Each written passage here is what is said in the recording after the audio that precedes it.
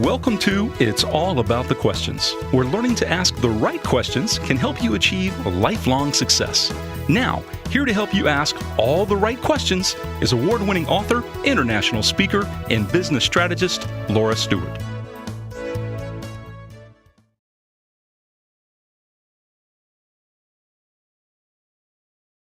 See me, but now you can. And see, it was evening, it was dark, but it was only dark because my hand didn't click the link fast enough. But that is the beauty of live streaming. When I was on broadcast radio for 5 years, the craziest things would happen when you're going live, and you just learn to roll with it, because that really is what life is all about, right? It's about rolling with it and asking yourself some questions that help you figure out how to not repeat mistakes like I didn't click the link to bring my video back on camera. For those of you listening on podcast only, not watching the live stream or the video that has been played, you're like, what the heck is she talking about? Everything seemed totally fine, because really it is all from your unique perspective that you are listening, watching, or doing something. And that's why I created this show, is to help you shift your perspectives and learn new perspectives, because the perspectives we build up over life come from the people we meet and the experiences we have. But what if you could get some great new experiences, meet some amazing people from around the world without having to try to figure out who it is you need to meet? So I get to bring you every week some of the most amazing people I have encountered in my life and in my business, and share with you their expertise, their wisdom that they've learned in the trenches and over their lifetimes. And today is no exception. And I love this one because I met this gentleman because of Terry Brock and Gina Carr. So Terry loves this device that my guest, Dan Keldsen, invented called the PlexiCam. And it loops over your screen to put your camera right in the middle so that you can look at your viewers when they're doing a live stream with you. So I'm looking right into the camera, but I'm also looking at what's on my screen at the same time. So I want to bring my guest onto the show. He's an amazing man. Not only has he created an incredible invention called the PlexiCam, but he has a virtual events company. He's written books. I mean, he is just an amazing entrepreneur and an amazing human being. And I get to bring him here with you today. Dan Keldsen, welcome to the show. Hey, Laura, thanks for having me. It's really great to have you on, because, when I got my PlexiCam, I ordered it, and you could probably hold one up because you have ones on your desk and everything. I have multiple. Like that. Yeah, here we go. So, the camera fell off. This simple device defeated me. Yes. When I first got it in the mail, and I went, I know I'm doing something wrong, probably because my hand wasn't quite working really well. Right. And Dan, I sent an email out to support, and next thing I know, Dan, you responded, and you're like, right. Hey, you want to get on a call? Let me walk you through it. Right. And in 2 seconds, you made me realize, oh my God, why didn't I think of that? and here we are today, because I had to have you on the show. Yeah. Yeah. And time flies. It was only 3 weeks ago or so, 2 weeks ago? Yeah. And I've been using it since, and so many people want to get it now because they see what I've been doing with it, and they're like, this is so cool. And its simplicity to me, Dan, is what makes it so amazing. How did you come up with something like this? The average entrepreneur, right? The average person goes, oh, I need to open an envelope, and they don't come up with something like this, right? They take their butter knife. Right. But then the people who come up with stuff like this, they become millionaires, right? Because it's the simplest things. We'll see. Look at Shark Tank, right? Yeah. The simple things are the ones true. that are right in front of our face. Yeah. Everybody's going to want this. I don't know if everybody. I'd be happy with a lot of people. Yeah. So I didn't create it. So I have a business partner, Tom Kalopoulos, who I've known since 1994 when I first started working for his company, Delphi Group at the time, or Delphi Consulting before we rebranded. And we've been longtime collaborators. We haven't worked side by side that entire time, but we got to know each other. We first worked together for about 13 years through an acquisition by Perot Systems, which is another interesting story potentially. but we're both inventive guys. I don't particularly come from an entrepreneurial background. Nobody in my family is really entrepreneurial. But being in a startup, I was like employee number 12 or so for Delphi, fairly early into the game. And I didn't know any better. I just, fresh out of college, I jumped into what do we need to do and let's make it happen. And, more or less accidentally learned about entrepreneurism because it was required. And I was hungry and thankfully had a lot of energy as a much younger man. And I kept saying yes to everything that got thrown at me and volunteering for things. And that sort of fired up my desire to learn and do all sorts of things. Fast forwarding, Tom has always been a tinkerer. So he's very handy. He has a very impressive workshop in his basement. And he actually forgot this. We were busy packing up orders last week. We had a massive day, which was awesome. And I was like, so step me again through why did PlexiCam come about? And he had actually forgotten that like 10 years ago, he had created a totally different approach to this and super hacky, not good looking, not a commercial product, but he had done this years ago as a way to like, how do I get my camera so I don't need to have a teleprompter and I can just put it where I'm going to be looking anyhow, which is the screen. And it worked, but it was not good. And he had actually forgotten about that until I reminded him. But he started the design that went through a whole bunch of really ugly designs before he got to what we sell now, like December 2019. So it was right before the pandemic opened up Pandora's box. And we were both, okay, so travel's gone. Yeah. Should we've sold physical things like market research, but not in CD-ROMs back in the day when we sold research on CD-ROMs, but we'd never had a physical product company. So we said, I think this could potentially be something. Let's play around and see where it goes. And what do you know? It turns out it's a good idea. People love it. It's so simple and it's so non-high tech, which is very strange because we're both high tech people. But it's been a wild ride. Well, being a geek, one of the things that I've learned is that most of the time you don't need a geek solution to solve a lot of the problems. Right. It's the simple things that can solve it, like a tripod for a light. You don't need to create electronic lights and this and that. Most of the time, or putting a book underneath your monitor to raise it up. It solves the problem. It may not look as great as all of your monitor arms and all those other things, but it solves the problem. Yes. Now, you talked about teleprompters, right? Mm-hmm. I know when I've filmed some different things and I needed to have notes, I've tried 30 billion. Well, that's an exaggeration, but I've tried a lot of teleprompter apps, right? Right. And the most frustrating part is they're always over here or over there or underneath, or you try to put them above. So you're never like looking right where you need to. And it takes a lot of skill so that like when the president's reading off a teleprompter or a newscaster is reading off a teleprompter, that it looks like they're looking right at the camera. Right. Yep. And why is it important for that? I mean, you're in this business with events and everything else. Why is it important for the person to be looking like you're looking at them? Right. Yeah. So, I mean, it's a human thing. We're scanning for danger and we're scanning for friends. We're scanning for opportunities. And, I don't remember the stats, but, most of our information, most of our brain is focused on visual content, which has been exploited for a long time. That's why Hollywood exists. That's why all the stuff where things explode all the time and there's constant movement takes advantage of that.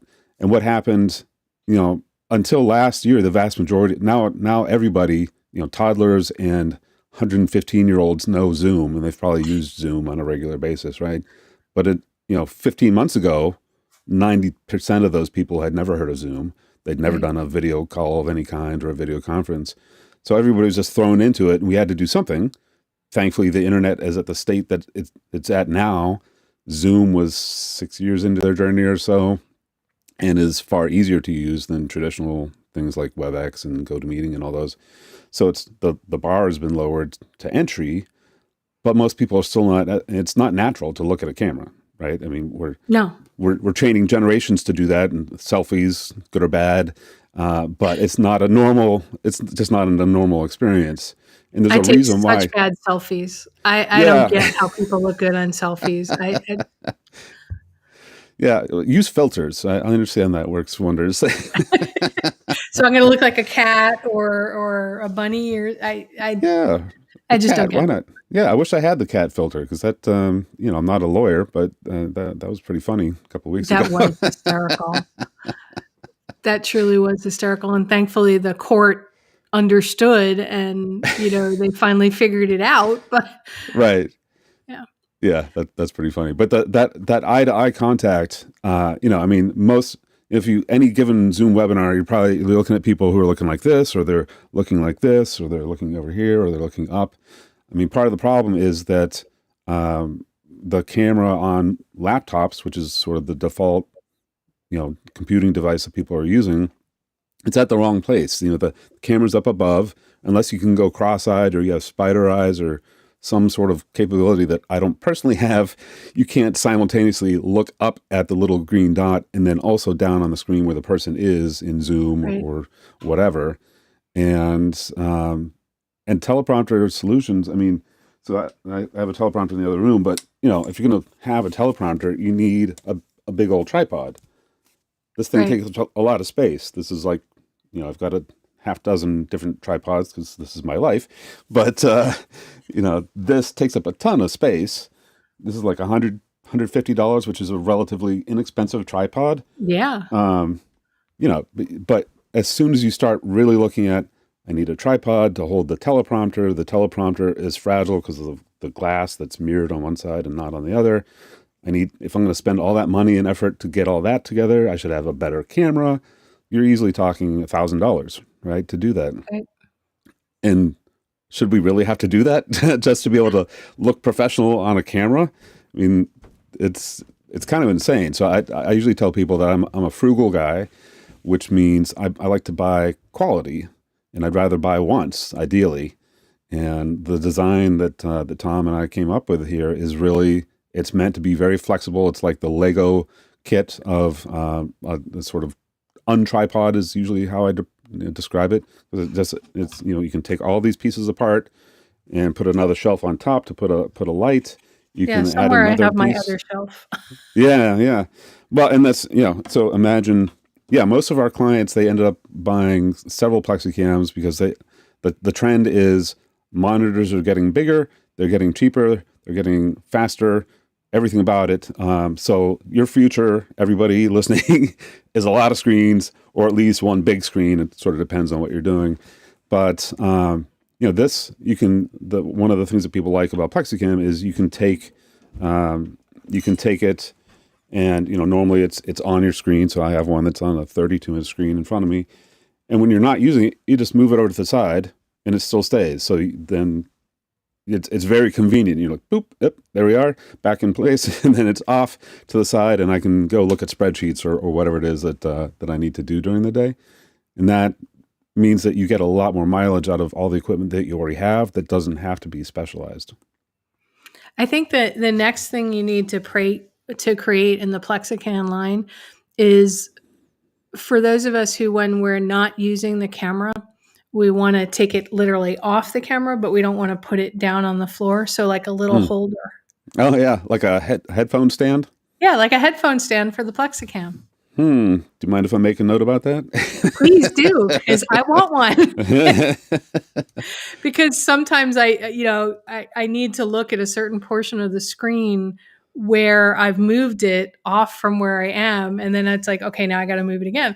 And being sort of challenged one hand right now, I ended up putting it on the desk.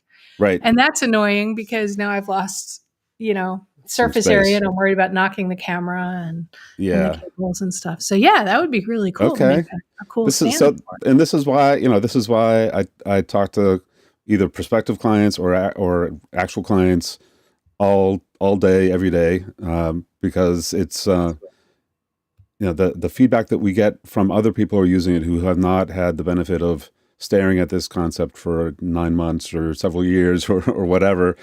Things that are obvious to you, like, why didn't you do this? Well, because we didn't Right. think about it. Yeah.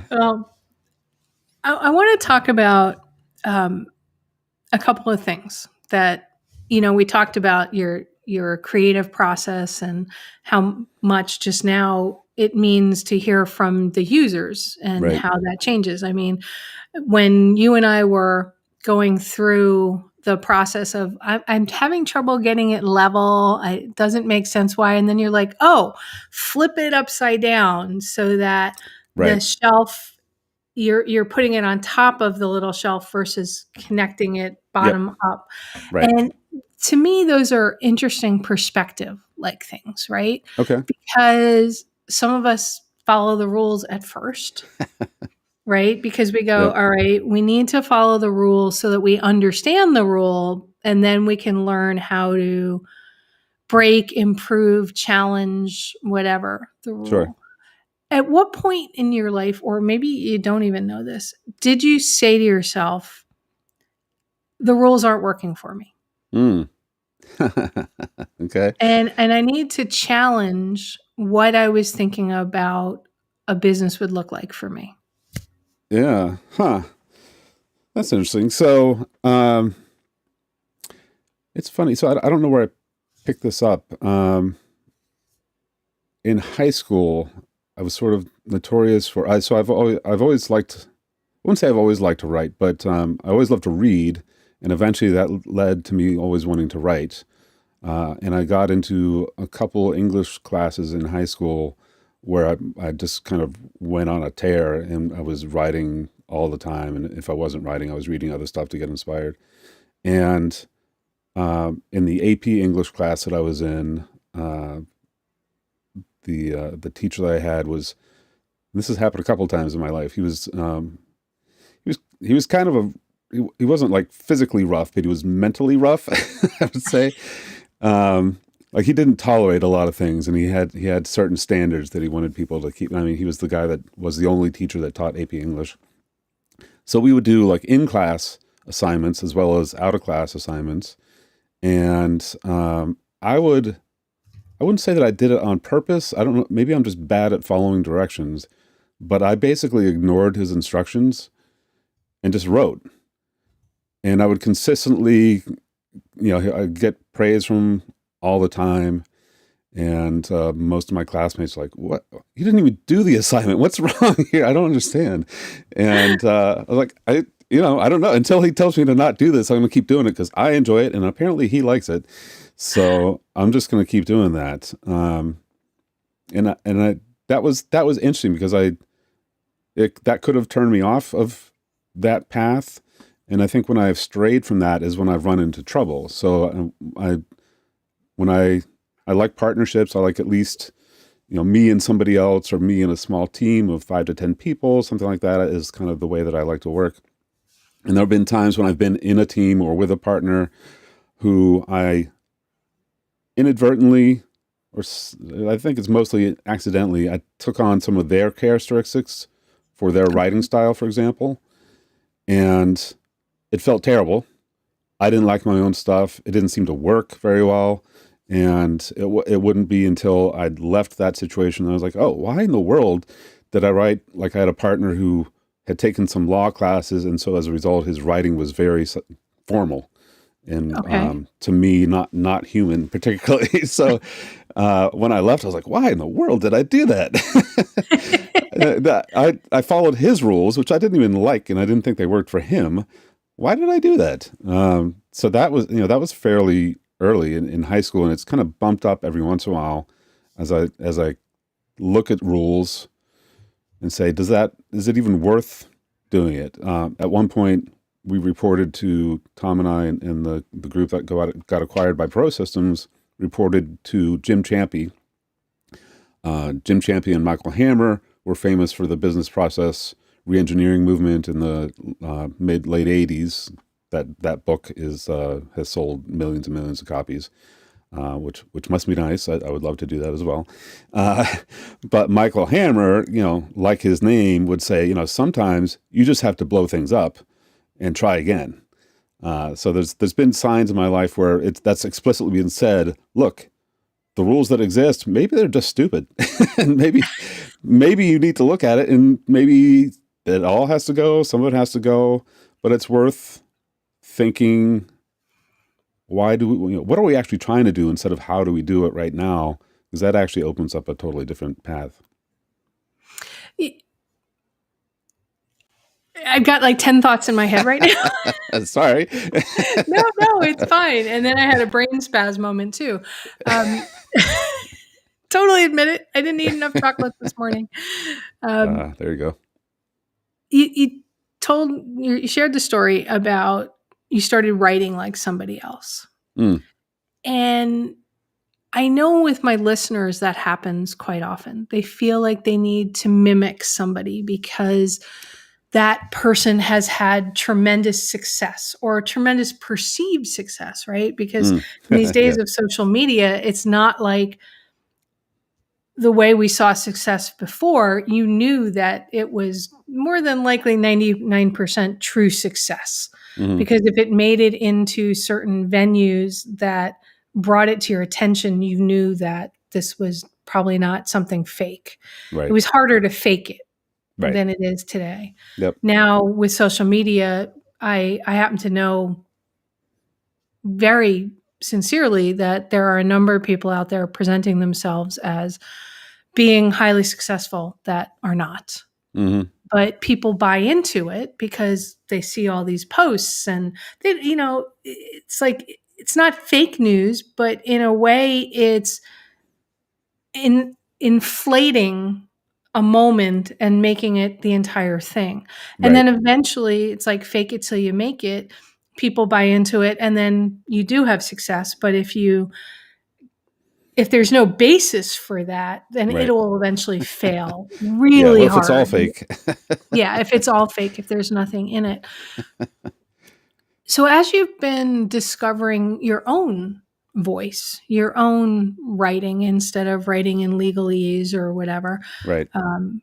I write for several magazines, including Podcast Magazine, and my writing style for the articles, as I'm interviewing fellow podcasters in the technology category, is I want to find the heart of the person, the essence of the person.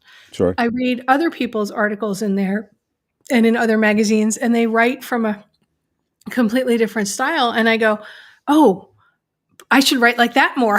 Yeah. And then I go, no, I really like what I'm writing. And then I get a beautiful note from the person that I wrote the article about, and it makes me feel good. But how do you decide for yourself that this is who I am and who I want to present to the world? And how I know if I'm being successul for me. That was a long way around to where I was trying to get to. Yeah. Ooh. I don't know. I mean, it's funny, like with all the video stuff now. So, so my background, that's not a green screen. That's a real background. So it's a bunch of acoustic tiles to deaden the sound, which is a nod to, when I went to college. I went to Berklee College of Music to study music, like 24 hours a day, 7 days a week, which was a very wild experience to just live in music.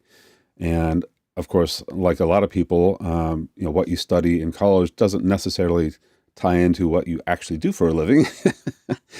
And I can say that I still love music, but I haven't done a ton with it except for using the skills that I learned, being in a band and getting along with different personalities, getting the best out of each other to create something that's bigger than any one person. That has been sort of a background foundation to the way that I think about assembling teams in a corporation, right? So how do you get employee engagement to happen? Well, you have to kind of, if not like the people that you work with, you have to at least appreciate what they're capable of and do what you can to bring the best out of them. It's not hopefully as much of a firestorm as a band can be, due to whatever issues people might be struggling with. But I think to me, figuring out who you are should be a continuous journey, because I don't think anybody has it figured out. And actually, initially, when Tom proposed the idea, we have two companies, Viventus, virtual events as a service, and PlexiCam. When he suggested that we start Viventus, I was like, okay, we've already done, we did lots of events. We made millions of dollars for the company, running our own events.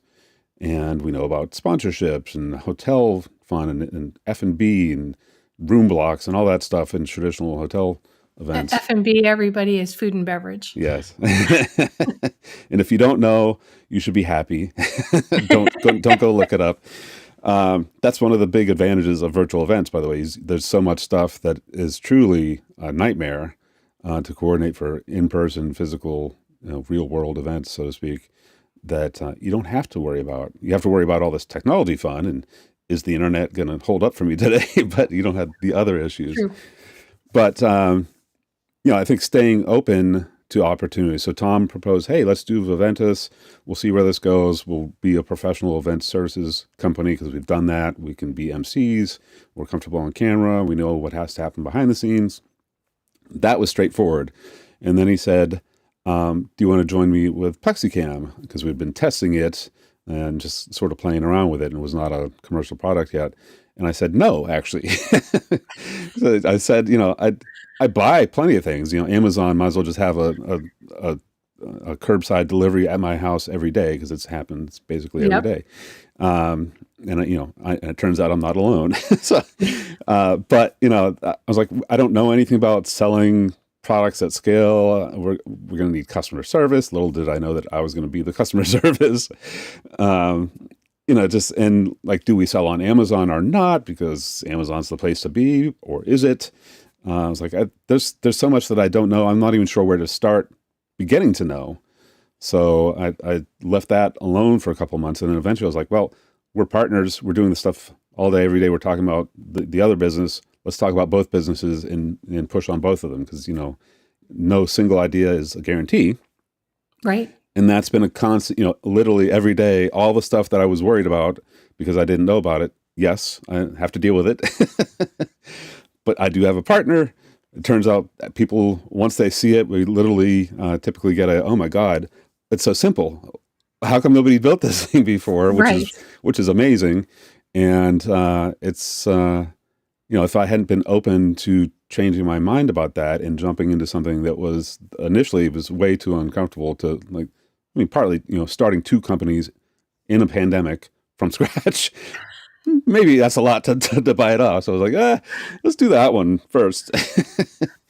But, if you're not open to those opportunities, then there's so much of what I've stumbled onto in my professional career, I would have never even conceived of, a year before it happened, or 5 or 10 years. I think that reinvention, that willingness to sort of throw away the things that maybe you used to do, and at one point you loved to do it, and then you fell out of love, and it turns out that's now it's like your worst nightmare. That's an opportunity to really reevaluate and try again. Do you reevaluate with you and your partner? And if so, how often? Like how you're being successful? Yes. And I'm not just talking business-wise, but also Sure. success as a partnership, success individually. Yeah. I don't know. I wouldn't say we formalize it. And we do. I mean, the danger of having two companies is how do you balance those, or whatever you need to do to make them both work, which is probably not balance. So the virtual events business is a much higher ticket item. That's it's like 4 to 6 weeks of prep to get people rehearsed and comfortable and get them the right equipment and make sure that we're helping them meet their goals. That's a very different business than selling PlexiCams that start at $45 a piece up to $135 a piece for the max. So it takes a very different like everything, the marketing's different, the sales are different, the execution is, the fulfillment, all that stuff is very different. So I think it tends to be, we focus on one business because all of a sudden there's a lot of activity there, so we're trying to maximize it, but we know that we can't ignore the other one. So one of us will say, "Hey, remember our other business? We need to do something about that." And thankfully, there's two of us. So I mean, if one person trying to do all this would be insane. That's part of the reason that I don't generally like being a solopreneur, because I really do enjoy having somebody to bounce things off of, and that has, we have some overlap and we think similar in a lot of ways, but we also have different like risk profiles, and different opinions, different contacts, which it turns out have been really important to us as we've been trying to scale up a physical product business direct to consumer when we've never done that before. Which is a whole different animal than B2B. Yeah, it is. Yeah. And I like learning all this stuff, but at times on both sides, it's, so we've done lots of events on the virtual event business. The technology has changed so radically in the last year. It's, I know broadcast professionals who have done this stuff for 40, 50 years, and they're overwhelmed with all the things that have changed. So to drop in there as somebody who has not had to run a virtual event business or constantly be the behind the scenes team for their entire career, that's been a little daunting. But it's also back to your original question, 10 minutes ago or so on the rules. We don't know the rules that all the broadcast professionals abide by. So in some ways that's very freeing, and that gives us a chance to think of very different solutions to things. Like, I have 3 monitors, 32, 27, and a 60-inch monitor, because when I'm running events, you can't be there in a room and walk around and see what's going on. All of your insight into what's going on is through flat screens, right? Right. And that's, typically you would know this from your work. It takes like 12, 20, 50 people in a TV station or any sort of broadcast situation to make everything come together. It's not a 1-person show or even a 2-person show. So for us to collaborate and boil that all down to just 2 of us running an event for somebody that normally would take 20 people, it's, when I stop and think about it, that sounds insane, but it's also possible now, but not if you use the old approach. All right. So let's dive into that old approach versus new approach versus some sort of hybrid approach. Okay. You've mentioned several times your events company, the virtual events company. I know at the pre-COVID, there were a number of virtual events. People were beginning to attempt to live stream events for people who couldn't travel, plus to expand their reach, right? Because you can only fit so many people in a room. Right. And there are other people that are perfect for it, right? Plus, if you live stream it, it's all recorded as well, and you get extra feedback. Right. Then COVID happened, and every single in-person event around the world just stopped. Yeah. But people still needed to get their messages out. Right. It's frightening to me, frankly, because I participated in a few virtual events and they were horribly, horribly handled, right? Because people didn't know how to do it. And they missed the boat on how to create inclusion.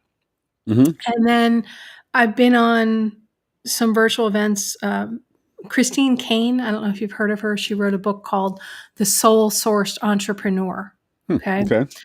I interviewed her on my show. A friend of mine, John David Mann, one of the co-authors of the Go Giver series with Bob Berg, he's like, Laura, you need to read this book and have Christine on your show. So if a guest of mine says I need to have somebody on the show, I listen, right? Yeah. Especially if they're a dear friend. Yeah. And she held her Click event that used to be an in-person event, a multi-day in-person event via Zoom. And she gave me a ticket to go. And I bought her book. So you also got a free thing. Now I get books for free, but some people I buy their books as well. Sure. Right. So that it gets that verified when I Yeah, review right. them Yep, on Amazon. Just a little extra boost for people that their stuff to me is that amazing. sure. Anyway, it was amazing, right? And she had never done it before, but somehow she and her team made breakouts that were powerful. Mm, And the live part, and there were bobbles, but it right, was amazing. right. From your perspective of running events like this, is there a couple of keys that people need to think about, whether their live event has 5 people on it or 5,000? Yeah. Yeah, so it's funny. So I'll bounce back a little bit. So early in the web, so like 1998, which is funny to think back that far. What a world it was Feels like then. forever. Yeah, that was. I mean, that's like the silent age of the web. But I remember that we had a graphic designer that we brought on who was a print guy, because that's what you would be, right? Before the web. And, video wasn't really a thing yet. So he was a great print designer, but he ended up thinking of everything on the screen had to be a square or a rectangle of some kind, because that's how, if you're going to do fancy layout at the time, you had to do tables. And tables, that's the only way you could try and position things in little thumbnails, basically, so that you could assemble a bigger Right, picture, right? Sure. Because that's the way to optimize your site at the time, which sounds ridiculous now. But I was like, you can take, Photoshop existed at that point. You could slice your images so that you could have there's an oval over here, and you assembled it by putting together a bunch of rectangles. But everything doesn't have to be a rectangle. And he never got it. And it was amazing, because he was such a good print guy, and he wouldn't think like that in print. But for some reason, he couldn't make that jump. So I think we're having the same experience with virtual events, because we're used to, everybody is in a rectangle. If they're in the audience, and often if they're a person on a panel or something who's not currently talking, they look decidedly not enthusiastic, I will say. So Yeah, it's like, how do you express your face? Should I go off camera? What should I do? right, yeah, and I mean, so I haven't sat in any of the Tony Robbins events that he's done virtually, but I know a lot of people who've worked on them, and they put together these massive walls of like 1,000 people on this huge wraparound screen, right? And then he runs around, because he is Tony Robbins, and high fives everybody as he's running around. And we don't all have to do that. But you do need to do something, because when you're on the stage, like I miss presenting on a stage, because you can walk up to the edge of the stage. I follow in the footsteps of Tom Peters, the business guru from ex McKinsey. Love Tom Peters. Yeah, he's a wild man. For people who haven't seen him present, he jumps off the stage and walks around amongst the audience, which would be terrifying these days, but when that was safe, get right up in your face, put a microphone in your face, and ask you, so what do you think about what I just said? And if you know Tom Peters, he's not going to get injured by anything that you say. But it was a great way to, people that are sitting in the back who would normally, maybe they can't even see him on the stage. He'll roam around and go talk to people and get feedback. And a nightmare for the guy who's trying to record the live event on camera. Yes. Where is he? It's like trying to catch Robin Williams, when he's on live stage. Where is he? Right. Yeah. Well, that's why you got to have good camera people and wireless mics. But I've done that a lot, and it's fun for the presenter. Basically, if nobody's having fun, it's never going to be fun. So somebody has to put the energy into it, and that somebody, we're all required to do. I mean, you're running everything yourself right now, right? I mean, yeah. Normally, if you're a keynote speaker at a physical event, you show up. There's 10 people behind the curtain. They wire you up. They tell you where to look when the camera light is on, whatever.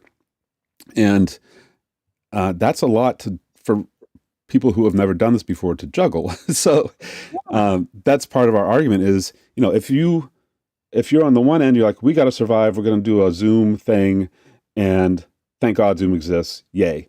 Okay, you're on one end of the spectrum. If you have a brand, like we care about, our brand stands for specific things. We have specific values.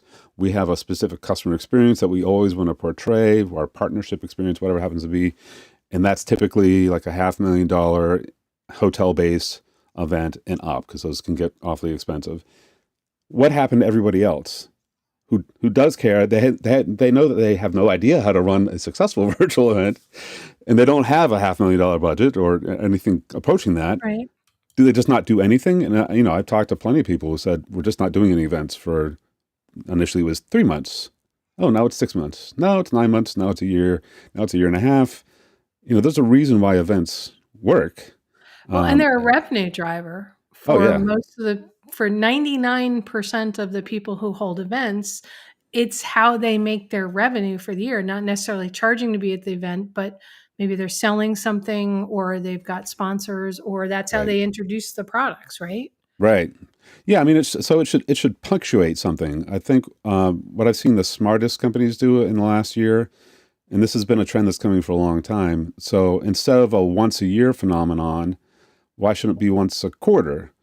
And since it's dramatically less expensive to do these, you can afford to do them once a quarter. Maybe you can do them once a month, and then you have a much more regular pulse on your community.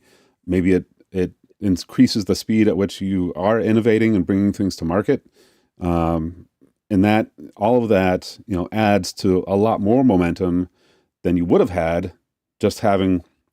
I mean, it's exhausting putting on an in-person large, hotel-based event, and it takes 6 months of prep often, and sometimes more than that. We have a client who's doing an event in October. We signed that contract a month and a half ago. We've been working on it. That's a little extreme, but they care about the details. Okay, so what are talking about the details and whatever? I mean, if somebody's thinking about it, what's the biggest thing you've learned in this last year about guiding somebody to run a successful event? Yeah. Whether it's one person, two people like me. Look, this is a live event, right? Yes. Right. Yeah. Not as many moving pieces, but right. And I have a very specific focus, obviously. Right. Yeah. Not really an event, but yeah. Right. Yeah. So I getting focused on what you're trying to accomplish and then aligning everything to that. So the goal of running an event is not just to run an event. Why are you actually doing that? So I like user conferences. I like supporting those because I'm a big believer in talking directly to your customers and telling their stories. And it's not about your business. It's about this community. This thing that's bigger than you for whatever organization you happen to be with. Right.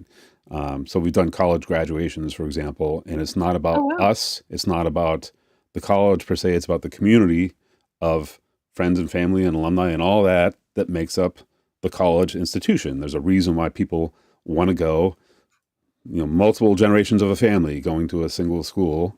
That experience deserves some attention. And unless you put it, it does take significantly more effort, at least in concentration, to get the kind of engagement that you can get in an in-person setting virtually. And I do think, not to be completely selfish, but creating the PlexiCam, that scratched our own itch to try to get that connection to people that are on the other side of the lens, because it is decidedly not a normal everyday thing. Like you don't, nobody teaches you this in sixth grade, and you carry it forward as this is something I need to know how to do is talking to a camera. Unless you're going to be a broadcast professional and you lived in that environment, it's not normal, right? So how can we make it as easy as possible? So part of the testing for us with Viventus, we use the early prototypes for PlexiCams to send out to speakers along with a webcam, usually a Logitech of some kind, so that we could establish some level of professionalism, of the standard look that we were going to get. Everybody's in their homes, but at least we knew we had a certain angle that we could get. We could coach them on where to put their head so they have some headroom, right? Which we fixed before we got on live. and and to look in the camera, right? That did make me laugh, by the way, Dan. That I said your head's partially cut off. I'm like, he knows this. Yeah, I know. I just didn't feel like seeing the top of my head. But that's a piece of it, right? Yes. Is you're with Viventus, this other portion of what you guys all do. I mean, the PlexiCam necessity is the mother of all invention, right? Yeah. It was because not everybody looks at things the same way you've learned to have to look at things. Right. Yeah. So I find that really interesting, right? Because we talked about breaking rules. Right. Learning the rules to break the rules, or in some cases, you don't know what the rules are, so Right. you're not even worried about it, right? Yeah, exactly. Yep. But then looking at, I'm going to guess, every event you do is what does success look like for that end client? How do we know that we're going to help them meet their expectations or exceed them? Right. Little things like realizing I need to send them cameras. Right.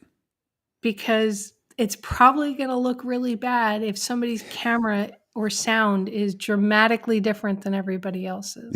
Yeah, exactly. I mean, to you now it's second nature, but how long did it take for you building Viventus to realize, okay, this is our punch list? Right. Yeah, so it's similar to the kinds of things that we would have thought of for doing, running our own events in person in hotels, or doing webinars or things or podcasts. Right? You always have a checklist. Are we on air at the right time? Are the microphones unmuted? So there's a certain amount of that carried forward from past experiences. And if you recall, around this time last year, there was a huge run on any sort of equipment, whether it was a camera or a light or a laptop, cables, all sorts of things. Yeah. Zoom traffic. They're serving like 800% more clients, in the last year than they did in all previous years. I mean, it's amazing that they didn't just fall completely over and what would we all be doing. So we had a certain punch list of things. We knew that, laptop cameras, as I said before, they're not in the right place, and they're just not any good typically. So, it's horrible quality often, especially all the PC knockoffs. There's a reason. We actually had a guy from Google, and I'd forgotten that Chromebooks existed. The Chromebook Really? cameras are terrible. They're absolutely terrible.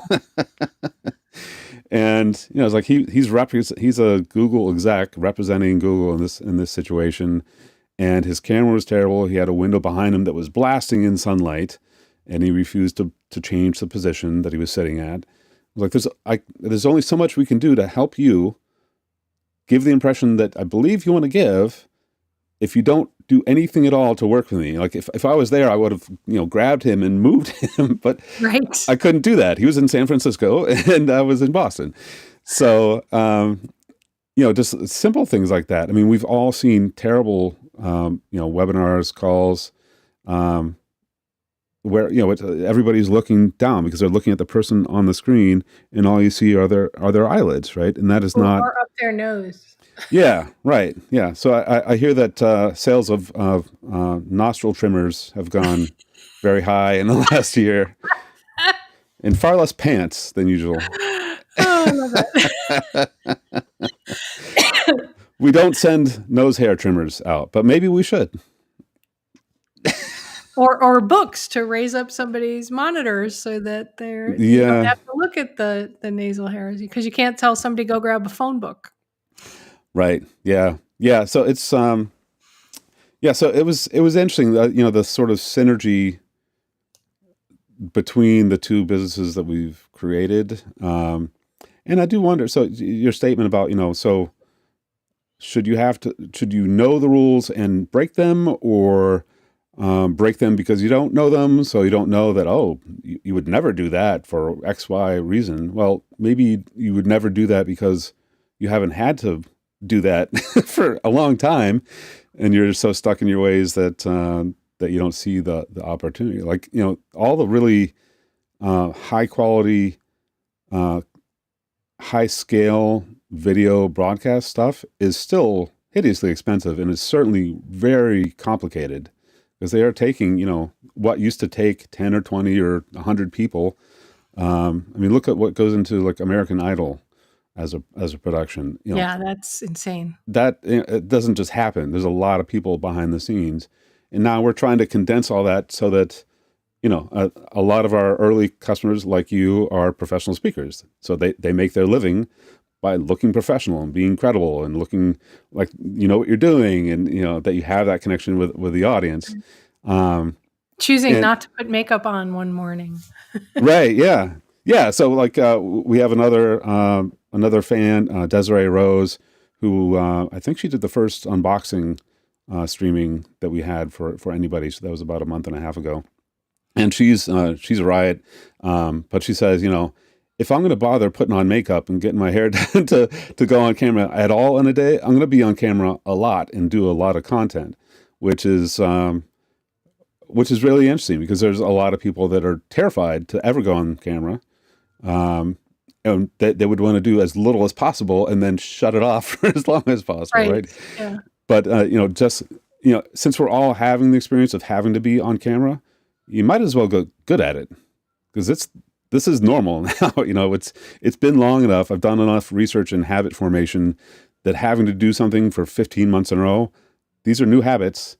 And if your habit is that you didn't care what you look like on camera and that you don't really care if you're having any interaction with the audience, then you didn't get any better at it. You were present as a thing on screen, but it's an opportunity to get much better at presenting through.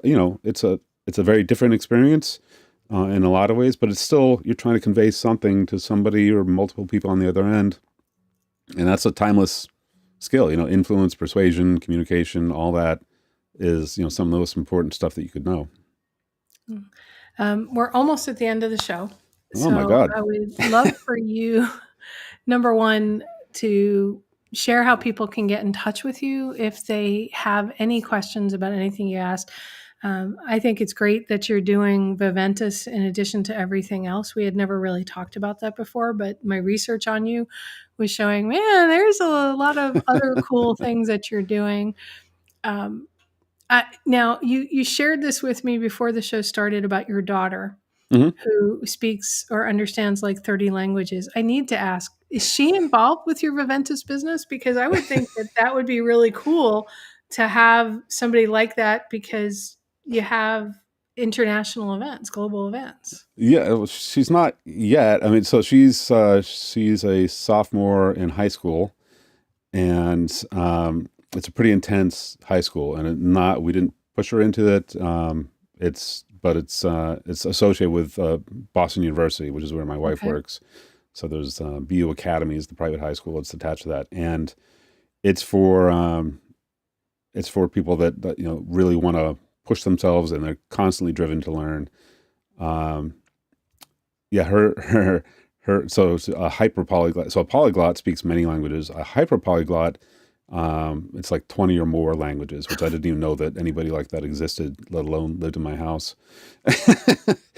And I would love to. I'm actually trying to. I have a pretty large network around the world. I've been on LinkedIn since 2003, I believe it was, end of 2003, which I thought I was late to, actually. And that was the first year that LinkedIn existed.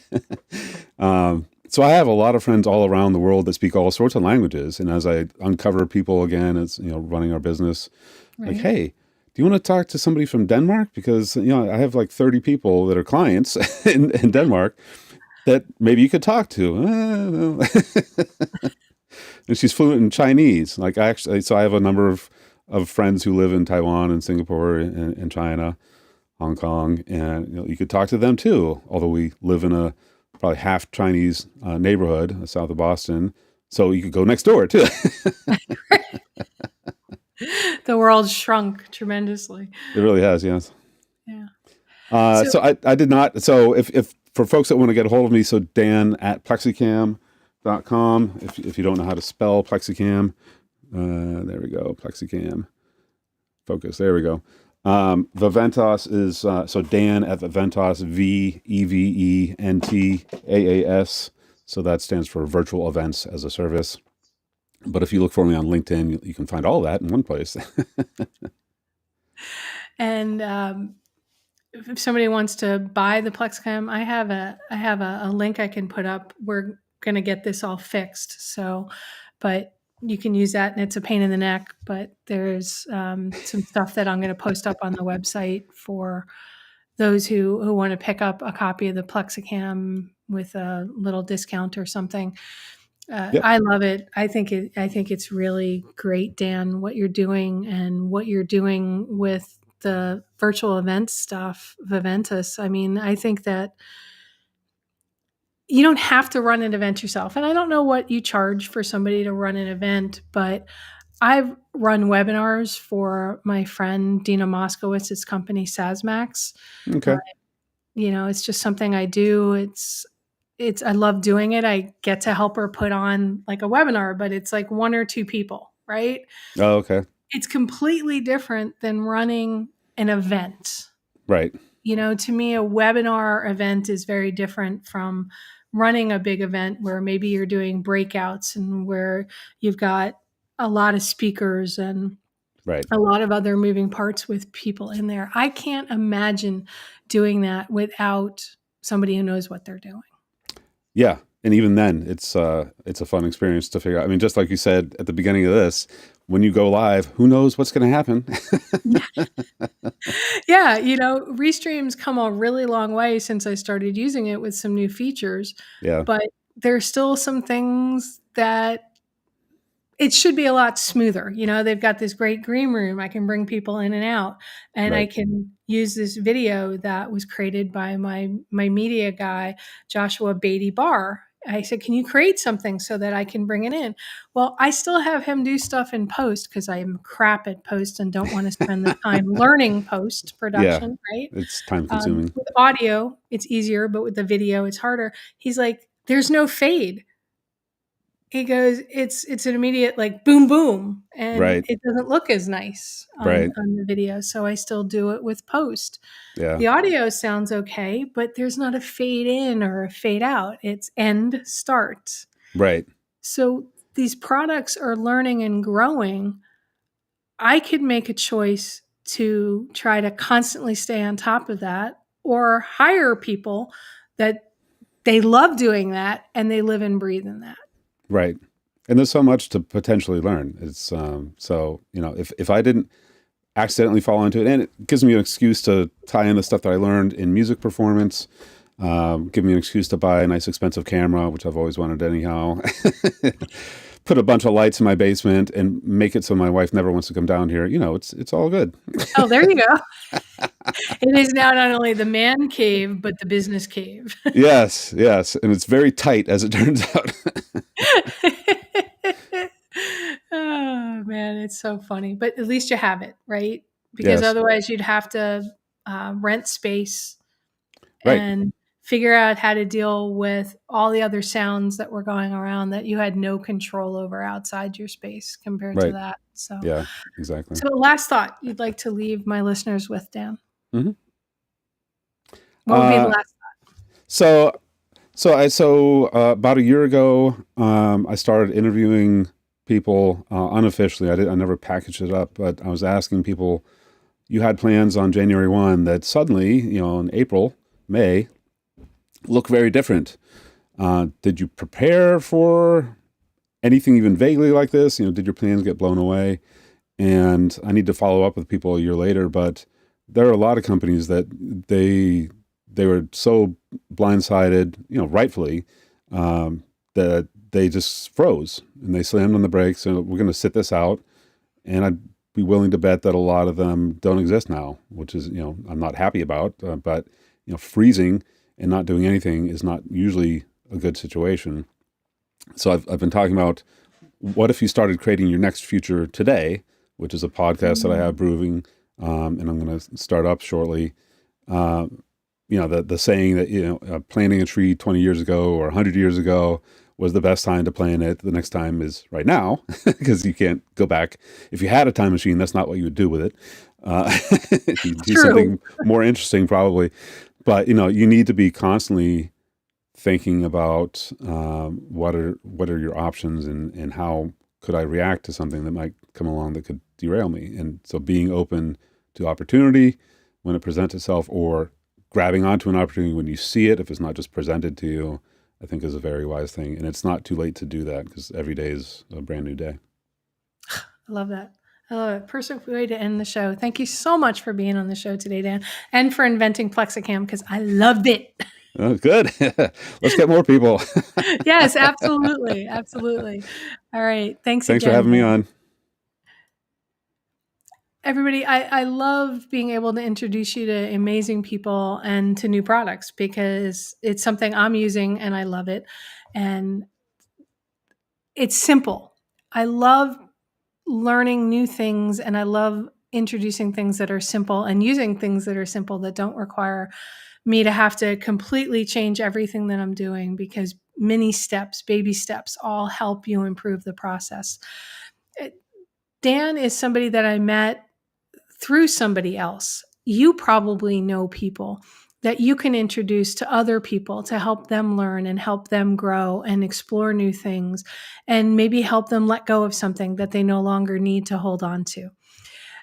That's what this show is all about. If you have a question about this show, or you need some help with anything in case of planning an event or improving your video, Dan Keldsen is somebody that you can totally reach out to. If I can help you with your business, if you need some advice on something, please reach out to me on social media or laura@laurastewart.com. I'm here to help. I'm here to serve. This is what I do with my life, is to help people learn and grow and improve, to succeed in ways that they never imagined before. And I do that through the use of questions, because remember, the right questions can change your life. So what are you asking today? Have a great day, everyone. You've been listening to It's All About the Questions, starring Laura Stewart. Connect with Laura at it'sallaboutthequestions.com and download a free workbook that will help you ask better questions starting today.